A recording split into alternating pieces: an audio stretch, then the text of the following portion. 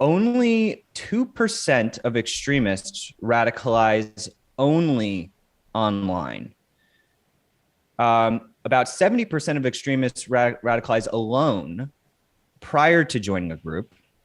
Less than 17% of radicalization is primarily done online. Now, this is really important. This comes out of some of the work of Nafis Hamid, Dr. Nafis Hamid. And, there's all of this talk these days about how, oh my gosh, on the internet is radicalizing everybody and, be careful, bring in the censorship. But when you actually look at, cognitively radicalized people and violent extremists, which are different categories, actually, it shows that this is actually largely an on the ground physical world issue where, people are meeting up in groups. A lot of people who are true violent extremists, they're not talking online as much. They know that they're being surveilled. They know that they need to do things offline more. So, I think that and actually of the 17% who are radicalized online, that segment is actually much less likely to escalate into violent extremism. So it's much more the offline sort of underground, like groups that are physically organizing who are escalating into violent extremism. That's very important for people to understand. It's not to say that the online stuff isn't worth looking at and isn't an issue. It certainly is. That's why we're doing what we're doing.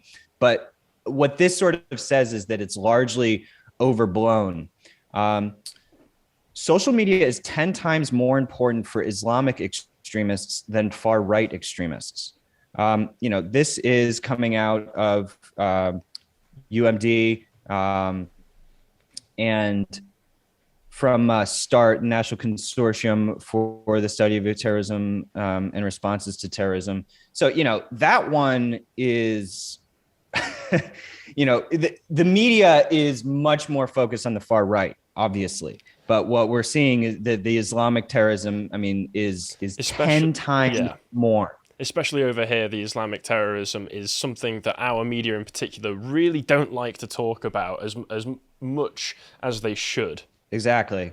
And then the last one, which we did some specific novel research about, is that in terms of views, actually, when Alex Jones was banned, we did see an example of the Streisand effect where his overall viewership did increase. And so if their goal is to silence, it's not necessarily going to turn out that way when they censor. All of this attention from the media on various topics causes it to blow out of proportion. Now, the Streisand effect is complicated because it's not a universal rule that if something gets censored, it's going to get, that Streisand effect. That's kind of rare and more happens to popular figures. If you're just a random person with, barely any followers and you get banned for posting a study on COVID, it's likely that you are going to go down the memory hole. So it's not to say that that's universal. Yeah, all of that information that you're referencing there all seems to be pointing towards a few conclusions that can be made, which is that most of these extreme viewpoints that are being pushed online, I think we all know, because I'm on Twitter. I spend far too much time on Twitter. I know that Minds has a Twitter account as well, and you do see lots of accounts posting lots of very horrible stuff, seemingly just to push people's buttons. And if that's being counted as radical viewpoints, the likelihood is those are probably just young teenagers trying to push buttons in the way that lots of kids do, or people who are potentially just LARPing, and in fact pushing them off the social media platforms is potentially giving them no voice, is potentially pushing them into those more on-the-ground sort of groups that you're referring to, where they're more likely to be actually pushed into a position where they could cause harm. Exactly. Think of it as a social ventilation mechanism. There are actually starting to be studies done on shit posting, and I'm not even kidding. Is this the Pepe's? The fact that Pepe is now a far right meme or something. Well, there's those studies, but I'm more so saying, the benefit of of it. Oh, really? The benefit of enabling social ventilation to occur. I mean, let people communicate. You cut off communication and so isolation, social isolation is by far what is causing the most radicalization and potential, escalation to violent extremism. Think about school shooters. What's the trend?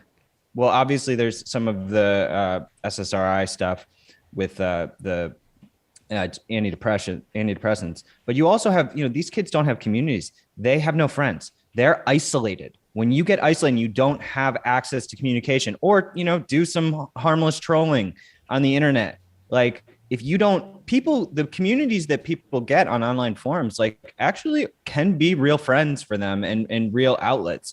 And that can really be meaningful in people's lives. So when you take that away from them, I mean, look at the YouTube shooter. There was this woman, I forget her name off the top of my head, but she had a big YouTube channel.